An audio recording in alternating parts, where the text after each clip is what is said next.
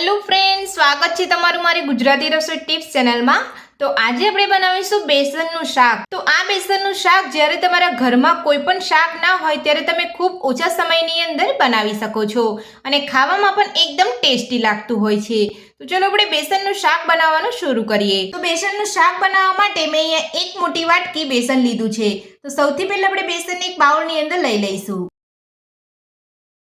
તો બેસનને આપણે એક બાઉલની અંદર લઈ લીધું છે। તો હવે આપણે તેની અંદર નાની અડધી ચમચી હળદર પાવડર ઉમેરીશું, સાથે જ સ્વાદ પ્રમાણે મીઠું ઉમેરીશું। તો બેસનમાં મીઠું અને હળદર પાવડર ઉમેર્યા પછી બધું સરસ મિક્સ કરી લઈશું અને જે વાટકીના માપથી આપણે અહીંયા બેસન લીધું હતું તે જ વાટકીના માપથી આપણે 4 વાટકી પાણી લઈશું। તો પાણી તમારે અહીંયા સામટું નથી ઉમેરી દેવાનું, અહીંયા થોડું થોડું પાણી ઉમેરતા જઈ અને તમારે મિક્સ કરતું રહેવાનું છે। તો બધું જ આપણે અહીંયા સરસ મિક્સ કરી લીધું છે। તો હવે આપણે તેની અંદર થોડું થોડું પાણી ઉમેરતા જઈ અને મિક્સ કરી લઈશું। તો મેં અહીંયા જે વાટકીના માપથી બેસન લીધું હતું તે જ વાટકીના માપથી હું અહીંયા 4 વાટકી પાણી ઉમેરીશ। તો થોડું થોડું પાણી ઉમેરતા જઈ અને બધું સરસ મિક્સ કરી લઈશું। તો સામટું પાણી ઉમેરશો તો જે બેસનની અંદર ગાંઠા પડતા હશે તે તમારા ગાંઠા જલ્દી તૂટે નહીં, એટલે તમારે આ રીતે થોડું થોડું પાણી ઉમેરતા જઈ અને મિક્સ કરવાનું છે।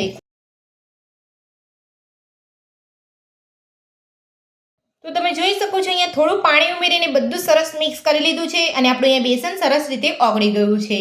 તો આ રીતે બેસન ઓગળે ત્યાર પછી તમારે બાકીનું પાણી ઉમેરવાનું છે। તો તમે જોઈ શકો છો એકદમ સરસ આપણું બેસન ઓગળીને અહીંયા ગાંઠા પણ સરસ ઓગળી ગયા છે। તો હવે આપણે તેની અંદર થોડું થોડું પાણી ઉમેરતા જઈ અને મિક્સ કરી લઈશું।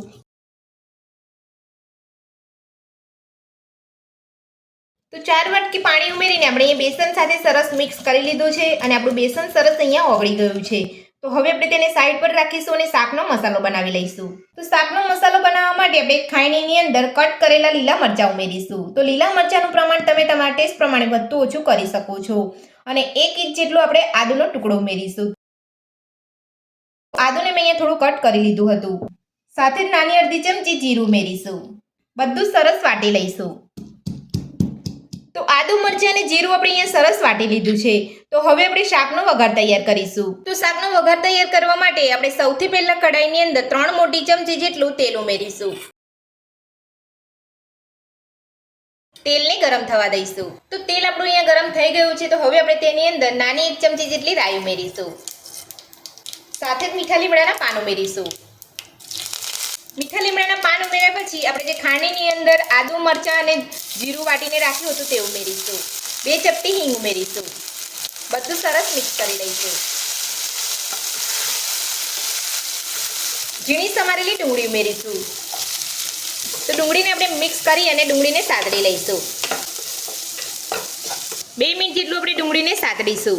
તો આ રીતે ડુંગળીને સરસ રીતે સાતળવાથી આપણું શાક એકદમ ટેસ્ટી બનશે અને વધારે પડતા પણ અહીંયા મસાલા શાકની અંદર એડ નથી કરવાના। ખૂબ ઓછા સમયની અંદર આપણું એકદમ ટેસ્ટી શાક બનીને તૈયાર થશે। તો ડુંગળી આપણી અહીંયા સરસ સતળાઈ ગઈ છે। તો હવે આપણે તેની અંદર જે બેસન ઓગાળીને રાખ્યું હતું તે ઉમેરીશું। તો આ રીતે ઓગાળેલું બેસન ઉમેરતા જઈ અને હલાવતું રહેવાનું છે। જો તમે અહીંયા હલાવો નહીં તો તમારા બેસનની અંદર ગાંઠા પડી જશે। તો ઓગાળેલું બેસન ઉમેર્યા પછી તમારે ગેસની ફ્લેમ મીડિયમ જ રાખવાની છે। ફૂલ ગેસ ઉપર આપણે અહીંયા બેસનને કૂક નથી કરવાનું। તો આ રીતે હલાવતા જઈ અને આપણે અહીંયા બેસનને કૂક કરવાનું છે। તો અહીંયા થોડી વાર હલાવવાનું છે અને થોડી વાર ઢાંકીને થવા દેવાનું છે। તો બેસન આપણું અહીંયા ગરમ થાય ત્યાં સુધી આપણે હલાવીશું।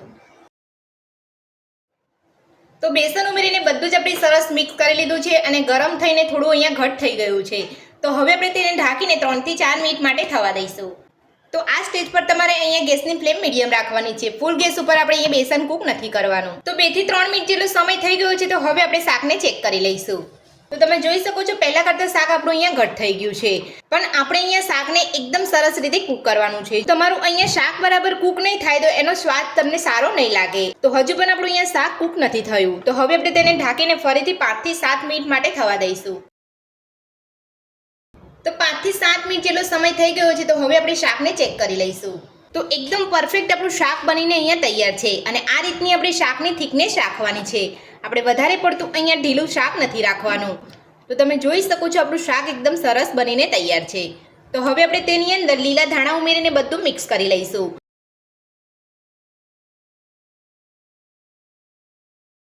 તો ધાણા ઉમેરીને બધું જ આપણે અહીંયા સરસ મિક્સ કરી લીધું છે. તો હવે આપણે ગેસની ફ્લેમ બંધ કરી દઈશું અને શાકને સર્વ કરી લઈશું. તો શાકને સર્વ કરતાં પહેલાં આ શાકની અંદર તમે ગોળ કે ખાંડ ઉમેરવા માંગતા હોય તો તમે ઉમેરી શકો છો. તો હવે આપણે શાકને સર્વ કરી લઈશું. તો આપણું ઇન્સ્ટન્ટ બેસનનું શાક બનીને તૈયાર છે. તો આ શાક તમે ભાખરી, રોટલી અને પરોઠા સાથે પણ ખાઈ શકો છો અને રાઈસ અને ખીચડી સાથે પણ ખાવાની ખૂબ મજા આવતી હોય છે. આ બેસનનું શાક બનાવવાની રીત તમને મારી કેવી લાગી મને કોમેન્ટ બોક્સમાં કોમેન્ટ કરીને જરૂરથી જણાવજો. અને મારી આ રીતે બેસનનું શાક ઘરે એકવાર જરૂરથી ટ્રાય કરજો. આજની રેસીપી પસંદ આવે તો વિડીયોને લાઇક કરજો, ચેનલને સબસ્ક્રાઇબ કરજો, તમારા મિત્રોને જરૂરથી શેર કરજો. Thank you.